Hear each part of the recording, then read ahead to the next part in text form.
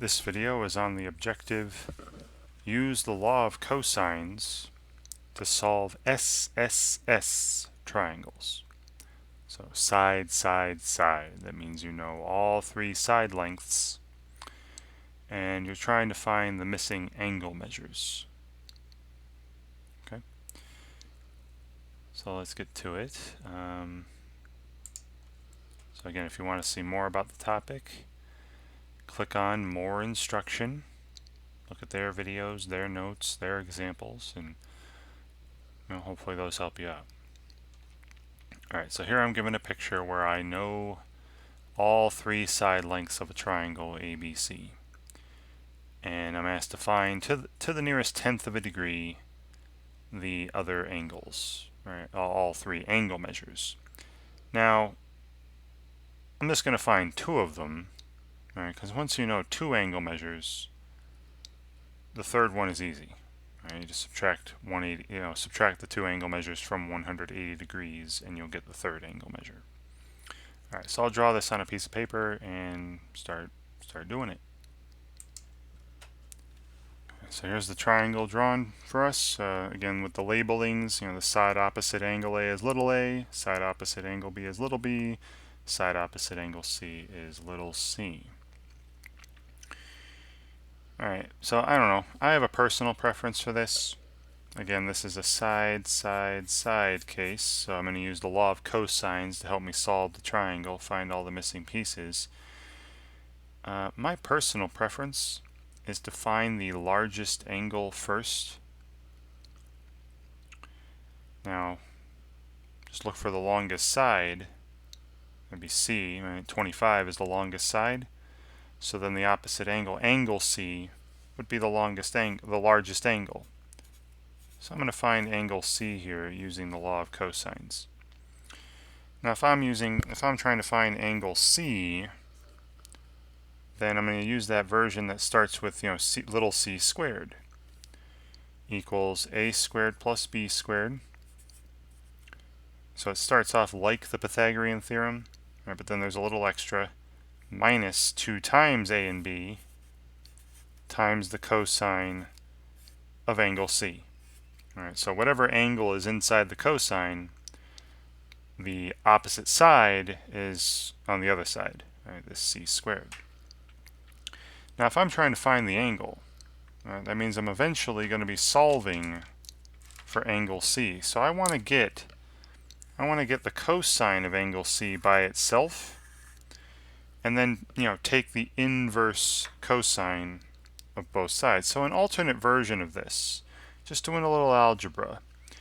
If I were to add the 2ab cosine C, subtract the c squared, and then divide by 2ab, I'd get the cosine of C alone. So again, I'm not going to write down all those steps, right? It's just a little algebra. But I'd have the cosine of angle C would be a squared plus b squared minus c squared in the numerator, and then 2ab in the denominator.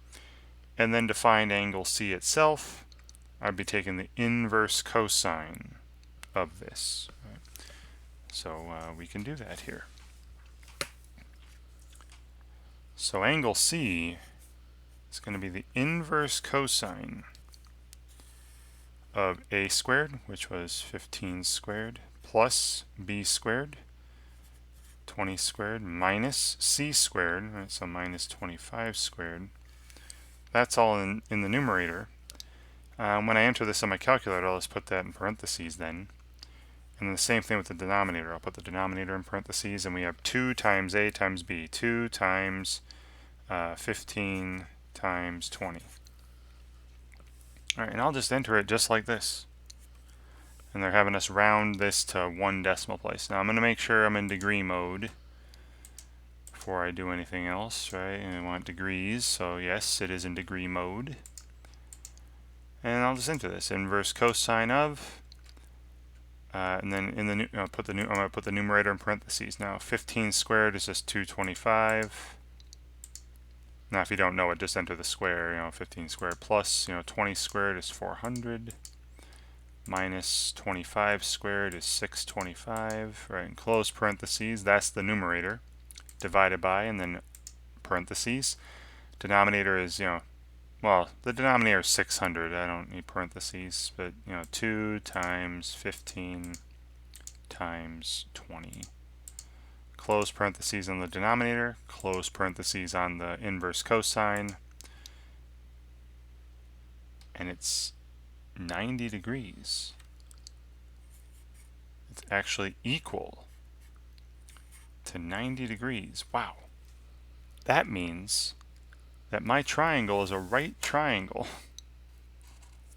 And look, 15 squared is, again, 225, plus 400 would be 625, which is 25 squared. So a squared plus b squared here equals c squared. The sum of the squares of the two shorter sides is equal to the square of the longer side. This is a right triangle. My goodness. Well, great. And since this is a right triangle, I don't need to use the law of cosines if I don't want to. Since it's a right triangle, I can use the SOHCAHTOA thing. Right? Since it's a right triangle, if I wanted to find, say, angle A, I could use all sorts of trig ratios. I know that the tangent of angle A would be 15 over 20, opposite over adjacent. But 15 over 20 is 3/4. And so angle A would be the inverse tangent of 3/4. All right, so I'll enter that, and then I'll show you with the law of cosines that you get the same thing. I'll show you. But if I take, the inverse tangent of 3/4, angle A is about 36.9 degrees. And if angle A is about 36.9, angle B needs to be the complement, right? These all need to add up to 180. So these two, A and B, must add up to 90 since C is 90 already. So angle B must be about 53.1 degrees. But again, let me go about finding. Let me find angle A or angle B. It doesn't matter. All right. Find. So now that I know this is 90 degrees, let's find angle B, because that's the next largest one. I like going largest to smallest for some reason here with side case. So let me do the same thing. Now you could go through the same kind of thing where you'd have if I want to find angle B using the law of cosines, you start off with little b squared equals, and then a squared plus c squared minus 2ac times the cosine of angle B. And then I would solve for the cosine of B, and it would end up being similar. I'd add this, subtract b squared, divide by 2ac. We get the cosine of angle B then would be a squared plus c squared minus b squared divided by 2ac. And then take the inverse cosine of this. So angle B is the inverse cosine of 15 squared a squared plus c squared 25 squared minus b squared 20 squared divided by, and then 2 times a times c, 2 times 15 times 25. And I'm going to enter this, and you'll see it's going to be 53.1. So inverse cosine of, and then parentheses around the numerator. Now again, that's 225, 15 squared, plus 625 is 25 squared, minus 400 is 20 squared, close the parentheses, divided by, then parentheses around the denominator. That's 30 times 25, that'd be 750, right? But just 30 times, let's put 30 times 25, 2 times 15 times 25. Close parentheses on the denominator, close parentheses on the inverse cosine, and you see that's approximately 53.1 degrees. Right? Now, like I said, you can use the law. You'd have to use the law of cosines if it weren't a right triangle, but we saw earlier that it is a right triangle. So you could use the SOHCAHTOA stuff. That's not always going to happen, though, right? You're not always going to have right triangles. So I hope you know how to use the law of cosines after looking at this and other objectives and all that, other videos. Okay, and then again, if this were 53.1 and angle C was 90, then angle A would have to be about 36.9, which I said earlier. Right? Okay, so angle A 36.9, angle B 53.1, and angle C 90 degrees. So this here. Wonderful. Again, they go through.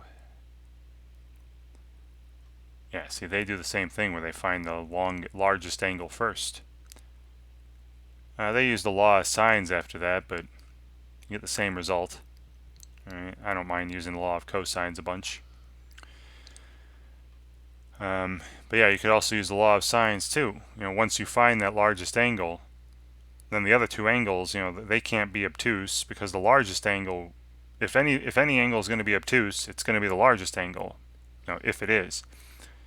So then the smaller two angles have to be acute, and you can find those with the law of sines if you want, using inverse sine and junk like that. Okay. All right. So hopefully watching me do this, looking at more instruction if you need to, reading the answer explanations when they come up. Hoping all this stuff helps you out when you're doing this on your own.